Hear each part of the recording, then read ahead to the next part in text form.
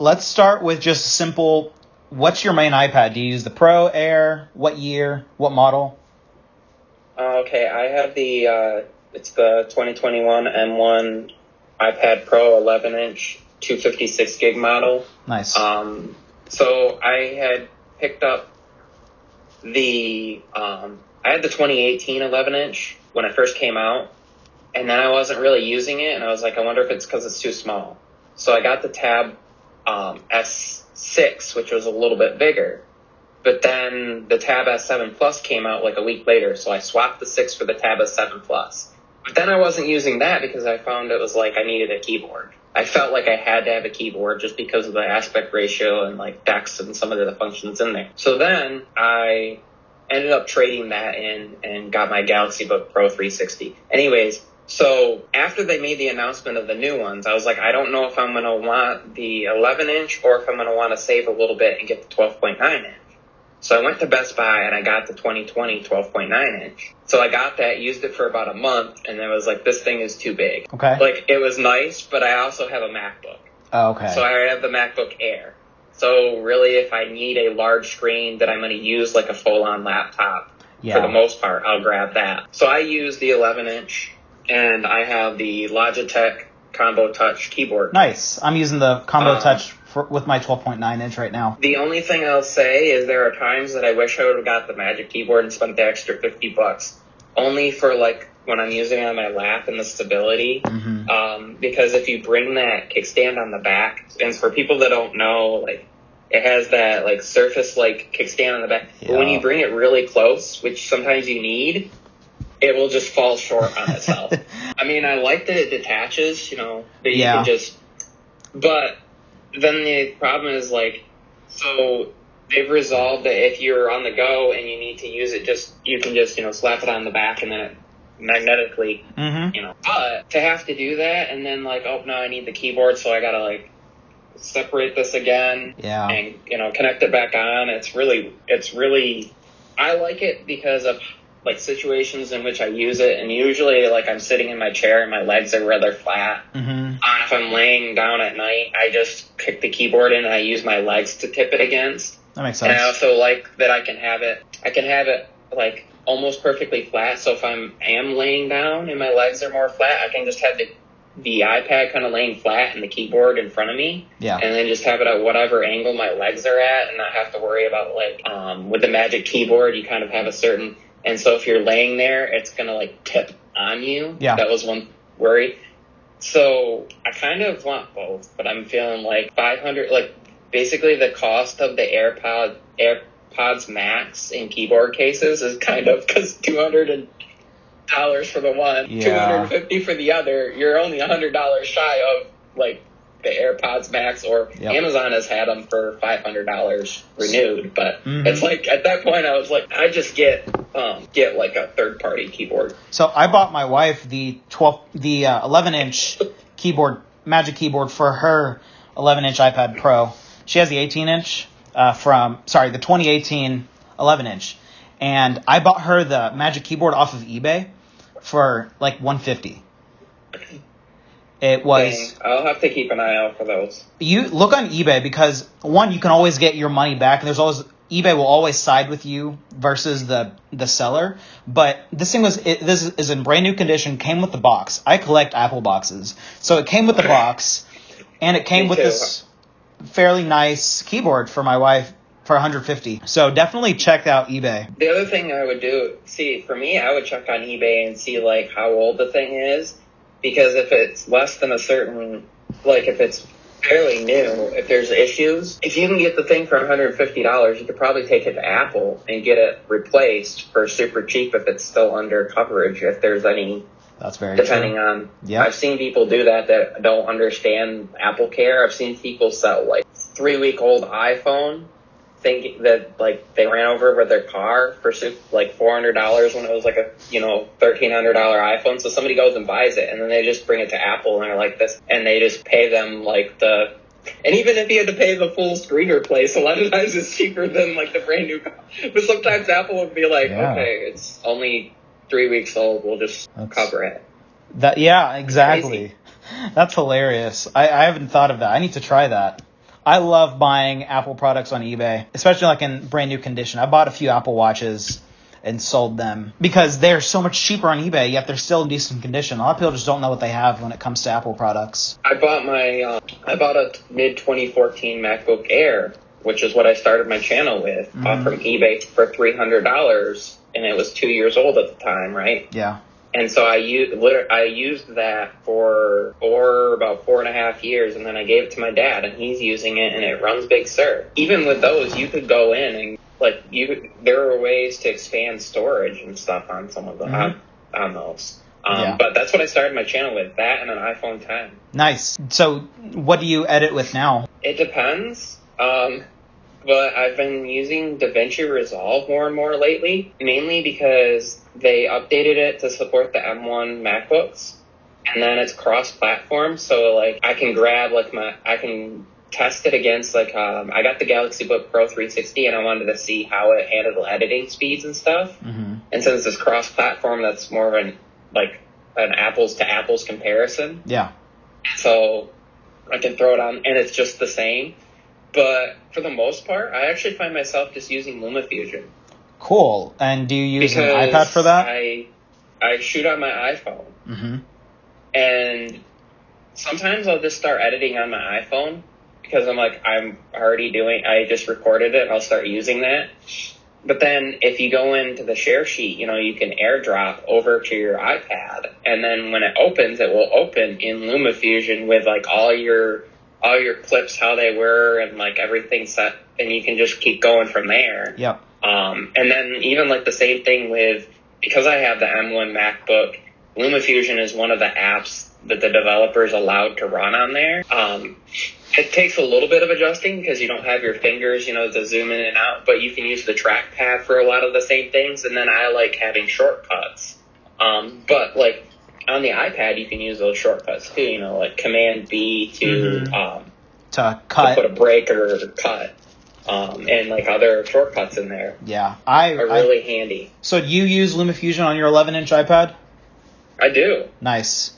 And then I have a 27-inch LG Ergo monitor. It's only 1440p, but it's got a matte screen. And then I've been using LumaFusion with the second screen function where you tap and it outputs to there, so I get a full 27-inch 1440p output or view of it. I've never tried that. So your timeline is on the iPad, but then the video itself is on the screen, or how does that work? Yes. Oh, yep. Really? That's really cool. And I haven't tried this yet, and I might try it. I think you can do it through AirPlay too. But okay. I'm not sure. Yeah, that's still really cool. Because if you just had a 4K TV with the Apple TV 4K and outputted that, since it's using AirPlay, it might actually, because I know that there's limits, when you mirror your device, it will limit to 1080p even on a 4K TV. But that, since it's essentially streaming it as a video clip almost, because of the protocol that it uses, is it's kind of like how Netflix will support external display, but Netflix app itself will be on the main device, but then the video outputs to a second, and there's some others that do that. So I think that's actually the protocol that it's using, is essentially, it's almost like it's airplaying that segment of because you still have the section on the main display. You still have the square that's showing in LumaFusion. Yeah. So it's not all of a sudden that disappears and you have the whole screen open for. That would be cool, but that I can imagine just editing on a 60-inch TV. That sounds really funny and pretty cool at the same time. I mean, I have connected my MacBook up to my 43-inch 4K TCL TV and edited it on there, but it's a little bit awkward because your mind has to adjust it. Now you have that full timeline. Yeah. As opposed to, and I kind of like just having a segment of the timeline to work at, in a smaller, and then moving to the next. So sometimes I'll edit on my iPhone for that very reason. That makes sense. Because I'll work on one clip and then I'll get that the way I want it, and then I'll work on the next segment. And then same reason having a smaller iPad, I almost feel for me, it compartmentalizes those individual steps. And it's the same reason, like, certain things I enjoy doing more on my iPad than I do on my Mac. Like, for me, multitasking, I actually find it easier on my iPad than I do on my MacBook because, like, for example, when you grab an app from the dock on the iPad and you bring it into split screen, or there's, like, the slide over view, or with iPad OS 15, you can do it from the multitasking view. Or they now have the, like, hamburger menu with the 3 dots at the top you can do that with. Where on a Mac, you essentially have to either download an app like Magnet that lets you do the snap to each side, or you have to do the where you drag. Well, if you've enabled an accessibility 3-finger drag, I use that, and you drag it towards the top, and then if you keep going, it brings up, like, the virtual desktop. Oh, cool. And if you drag it into there and hold it long enough, it brings it full screen. Or you can go up, to the corner and hit the green where it brings the app full screen. And then you can kind of do the split screen in the same way, where if you grab another app from the dock and you bring it in, it does split screen like it does on the iPad. But, like, I wish that was just the default. Like, it would just, when you grab another app and bring it beside, it would just be like, hey, do you want to split screen this, and do that. And then for closing out apps, being able to swipe them away, I feel like that would be great on a Mac with a trackpad. Or even a mouse, just being able to, like, grab it and swipe it away. Just some of those things, instead of having to go and find a button, they work on a non-touch interface, too. That's why I love... So one of my big things is I don't like Mac OS. Granted, I haven't used Mac OS extensively. I had a MacBook Air from 2017, and it was really bad. Maybe it was just the model I had, or maybe it was just me.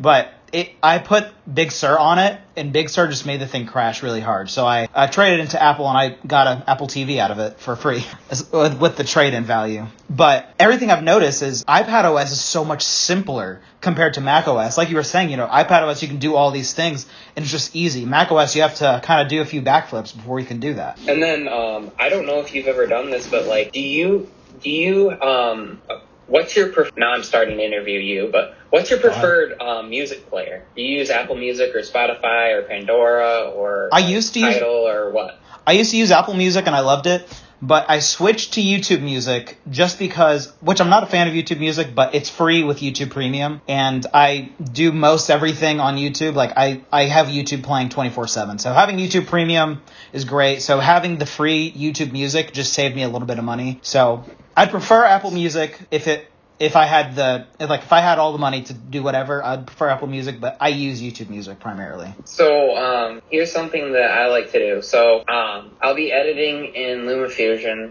and then when I'm done editing and I go to export, I split screen that and I bring up Pixelmator on the other half of the screen, and I start working on my thumbnail because LumaFusion has to be open for it to export. You can't if you swipe it. But anyways, I'll put it that, like, in 1/3 of the screen, and then I'll have the other 2/3 with Pixelmator open, and I'm working on my thumbnail. But then I'll bring in a slide over, and I'll have, like, Apple Music, Pandora, YouTube Music, and Spotify all in a stack. Because I'll find sometimes there's, like, okay, I want to compare, I have, like, playlists that I've made. So I can and then you can just swipe between them like you swipe between apps on your iPhone. I feel like people forget that you can do that with stacks. So, like, one day I found myself, I had 2 main apps open plus 7 in stacks. So you're running like 9 apps open, and you can just swipe between them with gestures. Yeah. So I had the Tab S7 Plus, like I said, but I found, like, going into DeX mode was great for the stacked windows, but you're limited to 5 apps. The minute you open a 6th app, it auto closes whatever your oldest app is. It won't allow you to have more than I think it's 5 or 6 apps open, even if you're connected to an external display. Really? Which is really weird to me. So it's like, so then you're almost better off just being in the regular Android mode and then just using some of the things. And you can stack apps, but they don't have an easy just like swipe between those stacked apps mode. So for me, I prefer the way that Apple does it, but I kind of wish there was a blend of both. Like, I wish that they had kind of a windowed mode like Bex does, but I also like the stacks where you can just quickly swipe between those, and you can use gestures. Like, if you hover the cursor over and you swipe gestures, it will swipe between them, and then you can just, push it to the side, and then there's a little arrow that kind of hangs out along the edge. whether it's the right or left edge of the iPad, to show you that you have those slide over apps there, and then you just move that over, like, it's like you move it to the edge and then you push it further and it brings those back. It's the same thing with like bringing up your dock. You bring it to the bottom and you kind of push it further and it brings up the dock. And the same thing with like your notifications center at the top. Yep. And control panel you gotta click on. But I just feel like a blend of things between Mac OS and iPad OS would be nice. And we already kind of see that with like on the Mac, there's the what's that called? It's the little space shuttle icon on the dock. That's Launchpad. That's kind of what the app library is. Yeah. But the app library is like an auto-curated version of that. Yep. And I love the app library on iPad OS 15 because of multitasking. So, like, instead of having to go to the home screen, just go down to your dock, bring open your app library, grab whatever app you need, go into split screen, slide over, whatever, or just launching another app. Yep. So what I do is get this case open here, take the keyboard part off. So what I do is get open here. So I just have my apps that I use all the time on my main screen, and I don't have a second screen. That's the app library. That's really cool. And then of course you still have your today view thing there. But like, if I am in, make sure there's nothing. Okay. If I'm in Safari, I want to make sure I didn't have like a banking app or something, a banking page or something. If I'm in Safari, rather than having to go home for anything that's not here, like let's say, I can just go here and then go into, you can grab, Pixelmator or whatever. Or if I'm in, because I don't have that along here, or if I'm in here and I wanted to grab Pixelmator as well, just, bring it into slide over. Make it split screen. Split screen.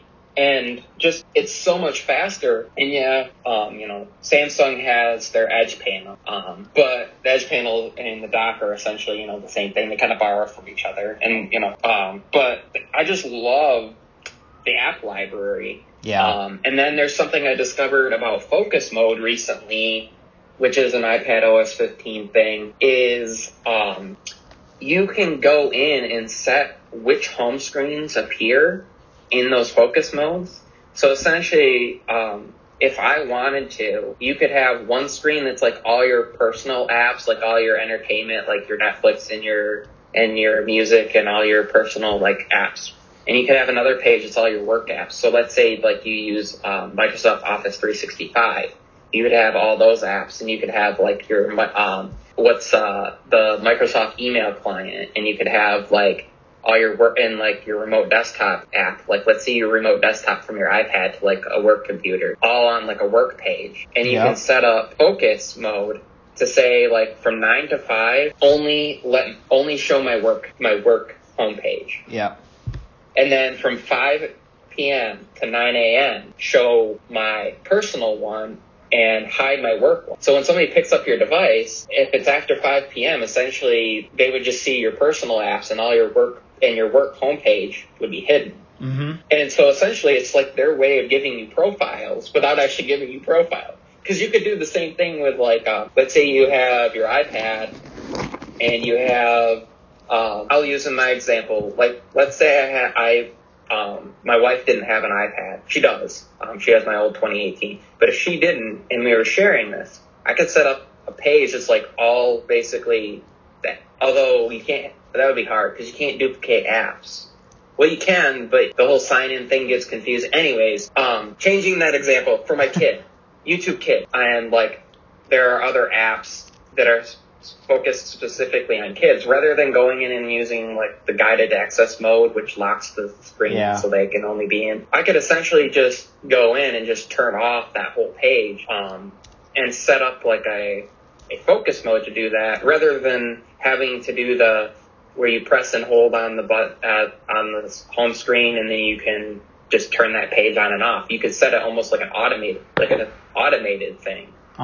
So what I'm going to look into doing is using Siri shortcuts and saying like when I toggle on kids focus mode, like lock the device, lock out certain things. Like there's ways you can use those Siri shortcuts combined with, and that's just one of the other things I really like. is Siri shortcuts. That's really the fact cool. that it's across iOS, iPadOS, and macOS now. So I set up one that says send audio from device to HomePod Mini, and another one that's bring audio from HomePod Mini to device. And so it doesn't matter what I'm on. If I'm on my iPhone and I'm playing like YouTube or whatever, and I want the audio to go through the HomePod, I just hit that Siri shortcut, or just tell Siri to launch device to HomePod, and it does it. And then let's say I do that with my iPhone, but then I grab my MacBook and I was like, but I want to listen to that on my MacBook with my headphone. I just launched that Siri shortcut on my MacBook, and it is bringing it to the device, not the original device that sent it, but to the device the shortcut is launched on. Yeah. And those all sync across. So I can create shortcuts that are essentially like device agnostic, I guess. Like, it doesn't matter what device you're on. It works. And then there's like string shortcuts. And then I've been looking into, there's a great app. It's called it's on my iPhone, which I'm using right now for this. Anyways, it's an aggregation of Siri shortcut commands that have been made. So somebody made one for authentication. So for example, you could say, if I open Chrome, launch Siri shortcut authentication. So what would happen is when you launch Chrome, it would tell Siri shortcuts to launch the Siri shortcut authentication. And in the authentication Siri shortcut, it says to authenticate with biometrics, which is either Face ID or Touch ID, depending on what device you have.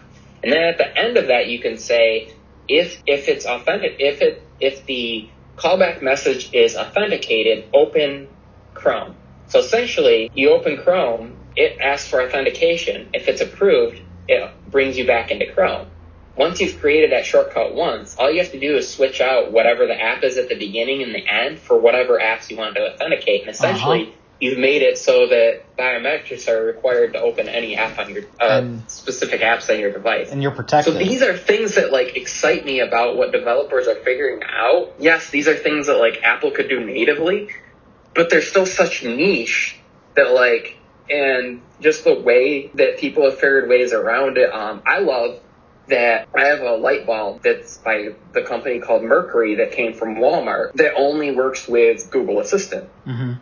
But I went in Siri shortcuts and set, essentially when I give a command, to Siri to turn off living room light, what it does is it hears that command and pops open Google Assistant and puts that in, and then Google Assistant gives the command to turn off the light. But I don't have to use it just on my iPhone. If I give my HomePod the command, it essentially does that almost through my iPhone. Mm-hmm. It remotely does it. Just same thing on your watch. But you can also tap the shortcut. So I have those shortcuts under the Siri shortcut app on my watch. So I can just tap anywhere and it will get the command.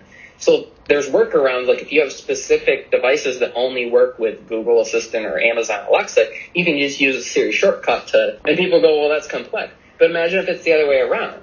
If you just have all Google stuff, but you happen to grab stuff that's for some reason was only supported by Apple HomeKit, as far as I know, there's no way to tell Google to give a Apple HomeKit command. It doesn't work like that. So it's for me, same thing, the advantage of if you have an iPhone, you can always add Google apps to it. So for me, that's why I keep using an iPhone, because I can't do the other way around. I can't get Siri and Siri shortcuts on an Android device, but I can always add aspects from Android to iPadOS and iOS. It's that walled even garden. macOS.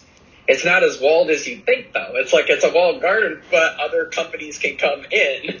Apple just doesn't let their stuff out. Yeah, exactly. It's you're free to enter, you just can't leave. Yep. It's kind of like Canada was for a little bit with the U.S. You could leave the U.S. and go to Canada, but you couldn't come back to the U.S. That's pretty much, Apple's Canada. So, okay. I have a question here. Back to the multitasking thing that we were talking about. I talked to Fernando Silva in my first interview. Have you seen his channel before? Oh, yes. He and I chat back and forth quite a bit. So. Cool.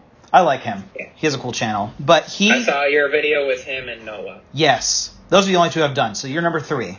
He would use his iPad for everything, except he only has one drawback, and that's for his 9 to 5 job. He has to have a whole bunch of pages open at once of PowerPoint. And on the iPad, you can have up to 3. You can have, a split view, and then you could have the side view open. So and I know you use your MacBook. You have a MacBook and an iPad. What would it take? What would it take for you to ditch your MacBook completely and do everything 100% solely on your iPad? Like, what would it take, hardware or software wise, for you? In all honesty, it's not even a software thing. Like, I actually, when I got my iPad and I got this keyboard case, I started using it so much that I almost forgot that I had my MacBook for a bit. Mm-hmm. Nice. When it comes down to it, well, it's slightly a software thing.